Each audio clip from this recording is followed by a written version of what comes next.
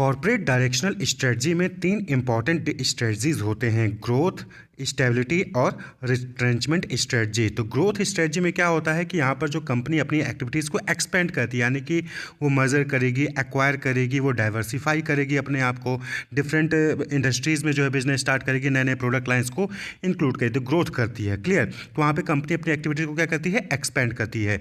वहीं पर दूसरा है स्टेबिलिटी स्ट्रेटजीज। तो स्टेबिलिटी यानी कि स्टेबल हो जाती है, यानी कि रुक जाती है, कोई भी चेंजेस नहीं करती है अपने करंट एक्टिविटीज़ में।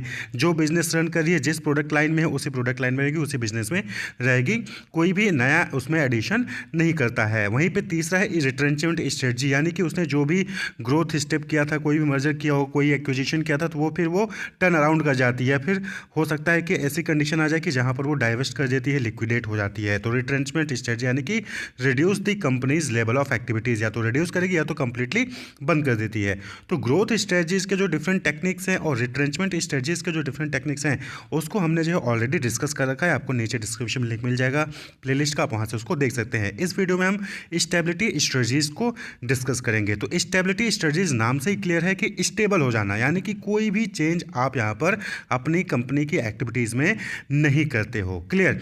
तो steel authority of India, SAIL, आपने सभी ने सुना होगा। इन्होंने क्या किया, it has concentrated on increasing operational efficiency of its various plants rather than going for expansion. तो इन्होंने अपने आप को एक्सपेंड नहीं किया, बल्कि इन्होंने क्या किया कि अपनी ऑपरेशनल एफिशिएंसी जहाँ जहाँ पे इनकी प्लांट्स थी उस पे जो है इन्होंने फोकस किया, एक्सपेंड नहीं किया। तो ये क्या है, ये स्टेबिलिटी स्ट्रेटजीज कहलाती है। यानी कि आपकी जो करंट पोजीशन है, आप उसको जो है एफिशिएंट करिए, उसको एफिशिएंसी को बढ़ाइए, ना कि एक्सपेंड करिए। तो ये स्टेबिलिटी स्ट्रेटजीज कहलाती है।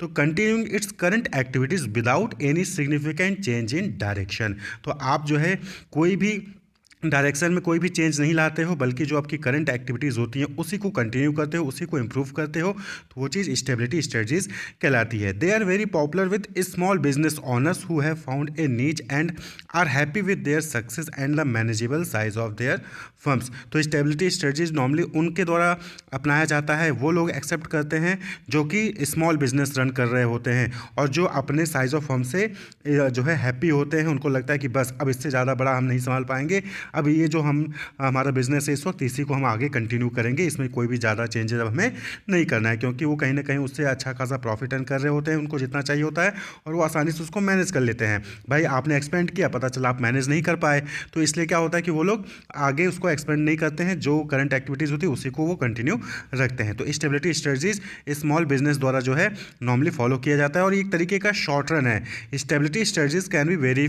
Useful in the short run, but they can be dangerous if followed for too long.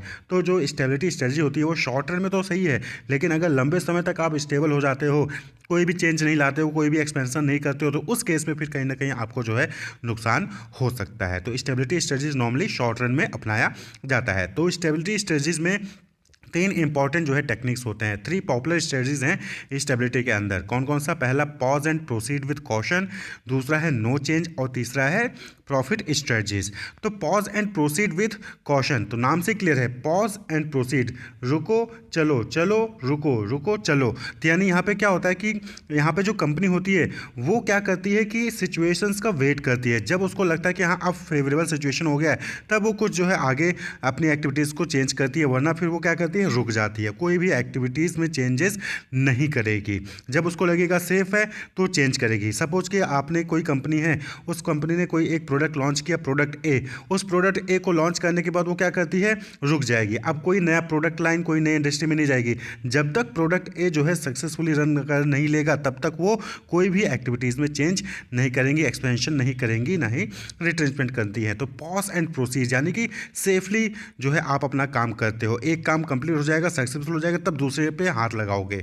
तो pause proceed with caution, a very deliberate attempt to make only incremental improvement until a particular environmental situation changes. तो जब तक कि कोई particular environment situation में change नहीं होता है, तब तक आप क्या करोगे, सिर्फ इंक्रीमेंटल इंप्रूवमेंट्स करोगे, बाकी कोई भी बड़ा चेंज नहीं करते हो। It is typically conceived as a temporary strategy to be used until the environment become more hospitable और to enable a company to consolidate its resources after prolonged rapid growth. तो ये क्या है, एक इसको हम टेम्पोररी स्ट्रेटजी मानते हैं। पॉज एंड प्रोसीज क्या है भाई, टेम्पोररी है ना, थोड़े समय के लिए रुक गए, फिर उसके बाद फिर आगे आगे आप चलना स्टार्ट कर देते हो। तो नॉर्मली क्या होता है कि सपोज कि कोई कंपनी है, वो अचानक से बहुत ज़्यादा ग्रो कर गई। अब अचानक से इतना ज़्यादा ग्रो कर गई तो अब उसको क्या है कि उसको रुकना पड़ेगा, उसको जो है नए नए एम्प्लॉयज़ को रिक्रूट करना पड़ेगा, अपने इंफ्रास्ट्रक्चर को बढ़ाना पड़ेगा, तभी तो उन सभी कस्टमर को डील कर पाएगी। भाई बहुत बड़ा ग्रोथ हो गया, बहुत ज़्यादा कस्टमर आ गए हैं, बहुत ज़्यादा डिमांड हो गया मार्केट में, तो फिर आपको जो है अपने आप की जो कैपेबिलिटी इंफ्रास्ट्रक्चर है, एम्प्लॉयज़ हैं, उनको भी तो इंक्रीज़ करना पड़ेगा, तो उसके लिए आपको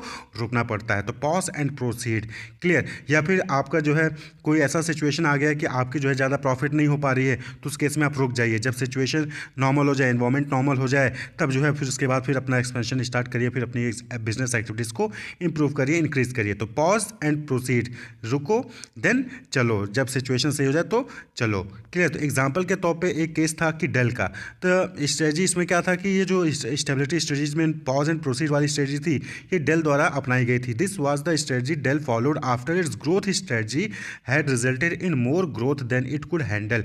तो डेल स्ट्रेटजी ने क्या किया था, पहले ग्रोथ स्ट्रेटजी अपनाया, उन्होंने जो है अपने आप को एक्सपेंड किया तो उनकी क्या है, उनकी जो ग्रोथ थी वो 285% हो गई इन 2 ईयर्स। 2 साल में वो 285% ग्रो कर गए। डेल ने जब ग्रोथ स्ट्रेटजी अपनाया तो वो 285% जो है वो ग्रो कर गए।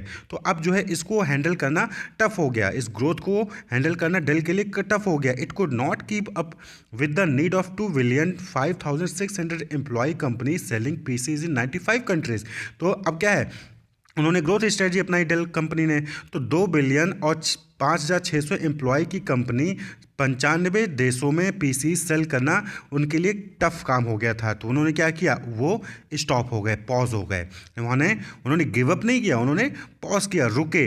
Del did not give up on its growth strategy, it merely put it temporarily in limbo until the company was able to hire new managers, improve the structure and build new facilities. तो यहाँ पर क्या हुआ कि पहले growth strategy अपनाई, growth strategy से इतना ज़्यादा ग्रोथ हो गया कि वो हैंडल नहीं कर पा रहे थे, तो उन्होंने क्या किया, उसको जो है टेम्पोरली स्टॉप कर दिया। जहाँ पे भी उनकी करंट एक्टिविटीज़ थी वहीं पे वो रुक गए। उन्होंने ग्रोथ स्ट्रेटजी को एक तरीके से टेम्पोरली स्टॉप कर दिया। उन्होंने फिर अपने यहाँ पे नए मैनेजर्स को इम्प्रूव किया, स्ट्रक्चर अपना इम्प्रूव किया, नई नई फैसिलिटीज़ को इम्प्रूव किया और वहाँ पे बिल्ड किया, और उसके बाद फिर से जो है उन्होंने अपनी एक्टिविटीज़ को आगे एक्सपेंड करना स्टार्ट कर देते हैं। तो pause and proceed strategy, clear. Then next strategy है नो चेंज स्ट्रेटजी। नाम से क्लियर है कि यहाँ पे आप कोई चेंज करते ही नहीं हो। A decision to do nothing new, कुछ भी आप नया नहीं करोगे, clear. A choice to continue current operation and policies for the foreseeable future, यानी कि आप देख लेते हो कि फ्यूचर में अच्छा खासा चलने वाला है, तो आप क्या करते हो कि जो करंट अपॉर्चुनिटीज़ है या फिर करंट ऑपरेशन है उसी को आप कंटिन्यू करते हो, आप उसमें कोई भी चेंजेस नहीं लाते हो। An industry facing little or no growth encourages the company to continue on its current course, making only small adjustment for inflation in its sales and profit objective। तो नॉर्मली क्या होता है कि कोई ऐसी इंडस्ट्री है जहाँ पर उसमें लग रहा है कि उस इंडस्ट्री में अब कोई ज़्यादा ग्रोथ होने वाला नहीं है, फिर थोड़ा मोटा ग्रोथ ही होने वाला है, तो उस इंडस्ट्री में जो भी कंपनीज होंगी वो अपने करंट कोर्स को ही जो है कंटिन्यू करेंगी, करंट एक्टिविटीज़ को ही वो कंटिन्यू परफॉर्म करेंगी, वो कोई भी एक्सपेंशन के लिए ग्रोथ स्ट्रेटजी नहीं अपनाएंगी, ठीक है। बस इन्फ्लेशन से रिलेटेड जो भी एडजस्टमेंट होंगे वो उसको करेंगे, बाकी वो कोई भी चीज़ें एक्सपेंड नहीं करती, ग्रोथ स्ट्रेटजी वहाँ पे वो अपनाती नहीं है, क्योंकि उनको लग रहा है कि कोई आगे ग्रोथ है ही नहीं। जब ग्रोथ है ही नहीं तो एक्सपेंशन करके क्या फ़ायदा, clear. Many small town business follow this strategy before Walmart move into their areas and force them to rethink their strategy. तो वॉलमार्ट आप सभी ने सुना होगा कि एक रिटेल इंडस्ट्री है वॉलमार्ट, जो कि हर सिटीज़ में जो है अपना ये ब्रांचेज ओपन कर रही हैं और जो है FMCG प्रोडक्ट्स को सेल करती हैं। तो बहुत सारे जो स्मॉल टाउन बिजनेसेस थे वो क्या थे, वो निश्चिंत थे कि भाई अब तो मेरा दुकान सेटअप हो गया, मेरे बहुत सारे कस्टमर बन गए हैं, हमारा जो है अपना बिजनेस चलता रहेगा, प्रॉफिट आता रहेगा। लेकिन फिर वॉलमार्ट आया और उसी तरीके से अब आप देखते हो कि बहुत सारे रिटेल शॉप्स ओपन हो गए हैं। तो इन्होंने क्या किया, इन्होंने जो लोग नो चेंज स्ट्रेटजी अपनाकर बैठे थे उनको जो है मजबूर किया, और उनको मजबूर किया कि वो अपनी स्ट्रेटजी को चेंज करे। वरना क्या था कि भाई आपने एक अच्छा सा दुकान खोल लिया अपने शहर में और आपका शहर में दुकान चल रहा है, लेकिन पता चला कि उसी शहर में और लोग भी आपने दुकान अपना फ्रेंचाइजी आकर ओपन कर लेते हैं, तो उस केस में फिर आपको जो अपनी स्ट्रेटजी चेंज करनी पड़ती है। तो नो चेंज स्ट्रेटजी नॉर्मली जो स्मॉल टाउन बिजनेस होते थे वो अपनाते थे, लेकिन उनको भी जो है चेंज करना पड़ जाता है जब कोई बड़ा बिजनेस या फिर कोई दूसरा बिजनेस वहाँ पे उनके एरिया में आ जाता है। तो नो चेंज स्ट्रेटजी यानी कि जो करंट आपका बिजनेस है, जो करंट सिचुएशन है, करंट कोर्स ऑफ एक्शन है, वही आप कंटिन्यू करते हो, कोई भी ग्रोथ स्ट्रेटजी अपनाते नहीं हो। वहीं पे जो तीसरा है दैट इज़ प्रॉफिट स्ट्रेटजी। देखिए प्रॉफिट स्ट्रेटजी का मतलब यहाँ पर ये नहीं हुआ कि आप जो है ग्रोथ करके खूब प्रॉफिट कमा रहे हो, नहीं, यहाँ पर जो है स्टेबिलिटी की बात हो रही है। तो आप जो है एक्सपेंशन या फिर ग्रोथ नहीं करते हो, लेकिन जो करंट कोर्स ऑफ एक्शन है, करंट सिचुएशन है, उसी में से जो है आप प्रॉफिट अर्न करने की कोशिश करते हो। तो नॉर्मली क्या होता है कि सपोज कि कोई कंपनी है, कोई बिजनेस है, वो जो है अच्छा परफॉर्म नहीं करी, यानी कि वो लॉस में जा रही है, तो अब उसके पास एक ऑप्शन है कि वो रिट्रेंचमेंट स्ट्रेटजी अपना ले, यानी कि कोई एक अपना प्रोडक्ट लाइन बंद कर दे, या फिर किसी के साथ मर्जर किया था वो डिमर्ज कर ले, या फिर जो है वो अपने आप कंपनी सेल ऑफ कर दे, लिक्विडेट कर दे, या फिर बैंकरप्ट हो जाए। लेकिन इस रिट्रेंचमेंट स्ट्रेटजी से बेटर है कि वो इस प्रॉब्लम को फेस करे और प्रॉफिट अर्न करने की कोशिश करे। It is often better to face the problem directly by choosing a retrenchment strategy, यानी ये नहीं कि आपके सामने कुछ प्रॉब्लम आई तो आपने कंपनी ही बंद कर दी, ऐसा नहीं, उसको फेस करिए, उसको प्रॉब्लम को फेस करिए, डायरेक्टली फेस करिए। कैसे कर सकते हैं? यहाँ पर आप एक अटेम्प्ट कर सकते हैं कि जो कंपनी की प्रॉफिट है उसको इंक्रीज कर सकते हैं। कैसे? बाय रिड्यूसिंग द इन्वेस्टमेंट, अपने इन्वेस्टमेंट को कम करिए, R&D पे जो पैसा लगा रहे हो उसको कम कर दीजिए, एडवर्टाइजिंग पे कम खर्चे करिए, यानी कि जो आपका करंट एक्टिविटी है उसमें रिडक्शन लाइए। ये नहीं कि आप कंपनी ही बंद कर देंगे, रिट्रेंचमेंट स्ट्रेटजी अपना लेते हैं, नहीं, आप जो करंट खर्चे हैं उसको रिड्यूस करिए। An attempt to artificially support profit when a company sale are declining by reducing investment and short term discretionary expenditure. तो जो शॉर्ट टर्म एक्सपेंडिचर्स हैं, जो इन्वेस्टमेंट है, उनको रिड्यूस कर दीजिए, तो बट ऑब्वियस होता है कि आपका प्रॉफिट क्या हो जाएगा, कहीं ना कहीं आपका प्रॉफिट आपको इंक्रीज होता दिखेगा या फिर प्रॉफिट होते दिखेगा। इन्वेस्टमेंट कम करोगे और प्रॉफिट जितना सेल्स आपका पहले हो रहा था उतना ही हो रहा है, तो आपका कहीं ना कहीं आपको लगेगा कि हाँ आप प्रॉफिट में हैं। तो मैनेजमेंट डिफर इन्वेस्टमेंट एंड और कट्स एक्सपेंसेस, यानी कि R&D पे जो खर्चे हो रहे थे, मेंटेनेंस पे जो खर्चे किए जा रहे थे, एडवर्टाइजिंग पे जो खर्चे किए जा रहे थे, उसको कहीं ना कहीं मैनेजमेंट क्या करती है, कट कर देती है, फिर रिड्यूस कर देती है, जिससे कि लगता है कि हाँ हमारा प्रॉफिट अभी हो रहा है। क्लियर? तो it may even sell one of its product line for the cash flow benefit.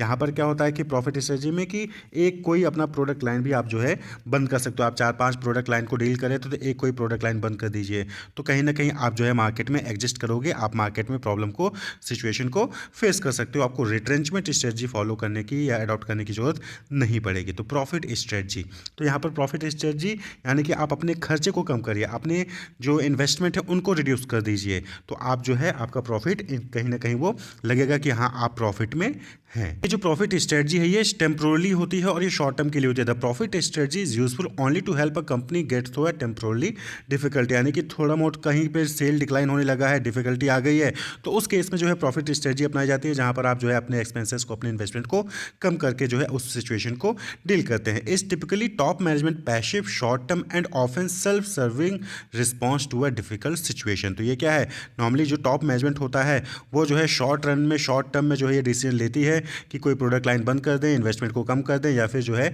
Expenses को कम कर दें, जिससे कि हमारा प्रॉफिट जो है वो बना रहे। तो दैट इज प्रॉफिट स्ट्रेटजी। तो स्टेबिलिटी स्ट्रेटजी में 3 इंपॉर्टेंट स्ट्रेटजी हो गए, पॉज एंड प्रोसीड, दूसरा है नो चेंज और तीसरा है profit strategy. Wish you all the best, keep watching.